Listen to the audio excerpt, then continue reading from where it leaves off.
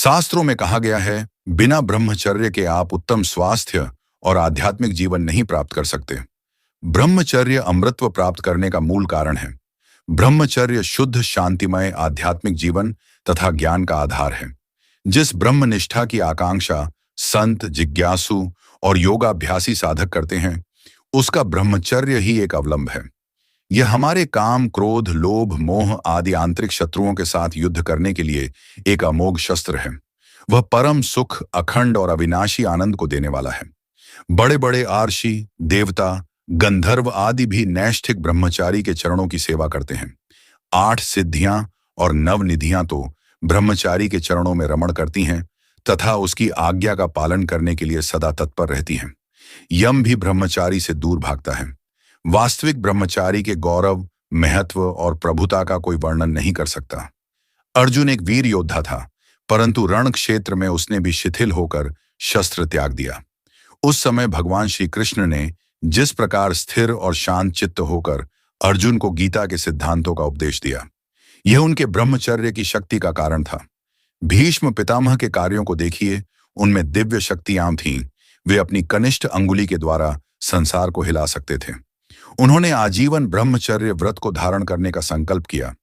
उनका प्रथम नाम देवव्रत था, परंतु देवताओं ने उन्हें भीष्म यानी कि भयानक नाम उनके ब्रह्मचर्य गुणों के ही कारण दिया। उनमें इच्छा मृत्यु की शक्ति थी।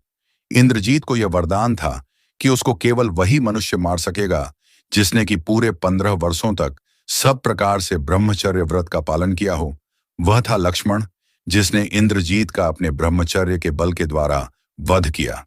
विशाल पर्वत को उखाड़कर ले आना तथा अन्य बड़े बड़े कार्यों को करना हनुमान जी के लिए कुछ भी नहीं था। यह ब्रह्मचर्य की शक्ति का प्रताप था। वेदों में कहा गया है कि ब्रह्मचर्य और तप के द्वारा देवताओं ने मृत्यु पर विजय प्राप्त की। हनुमान जी किस प्रकार महावीर हो गए, वह यह ब्रह्मचर्य रूपी शस्त्र ही था कि जिसके द्वारा उसने अतीत बल और साहस की प्राप्ति की। वह यही ब्रह्मचर्य रूपी शस्त्र था कि भीष्म पितामह ने मृत्यु पर विजय प्राप्त की। वह यही आदर्श ब्रह्मचारी लक्ष्मण था कि जिसने तीनों लोकों को जीतने वाले महाशक्तिशाली रावण पुत्र मेघनाद को पराजित किया।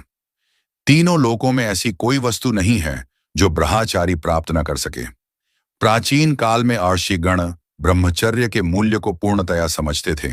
यही कारण है कि उन्होंने ब्रह्मचर्य के महत्व की प्रशंसा सुंदर सुंदर छंदों में वर्णन की है। जिस प्रकार तेल बत्ती के द्वारा ऊपर की ओर गमन कर प्रकाश के साथ जलता रहता है, ठीक उसी प्रकार वीर्य भी योगाभ्यास के द्वारा ऊपर की ओर गमन कर ओज शक्ति में परिवर्तित होता रहता है। इस नरतन रूपी गृह में ब्रह्मचर्य एक चमचमाता हुआ दीपक है।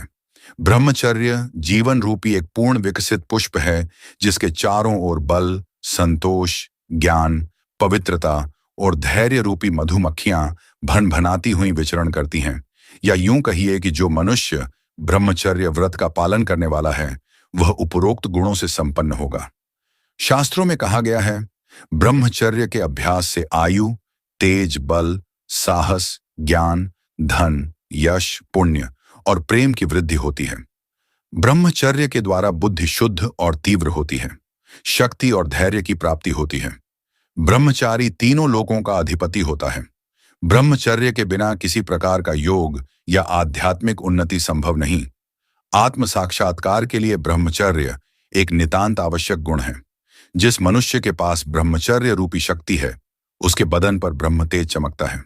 वह मित भाषण अथवा अपनी उपस्थिति मात्र से ही लोगों को प्रभावित कर सकता है। यह कहना यथार्थ है कि एक सच्चे ब्रह्मचारी में असीमित बल, शुद्ध मस्तिष्क, प्रबल इच्छा शक्ति, तीव्र बुद्धि, उत्तम विचार धारणा और स्मरण शक्ति होती है। स्वामी दयानंद ने अपनी इस शक्ति के द्वारा एक महाराजा की गाड़ी को रोक दिया था। उन्होंने अपने हाथों से एक तलवार को तोड़ डाला था। यह ब्रह्मचर्य का महत्व है। इसलिए आज से ही ब्रह्मचर्य का पालन करना शुरू कर दीजिए।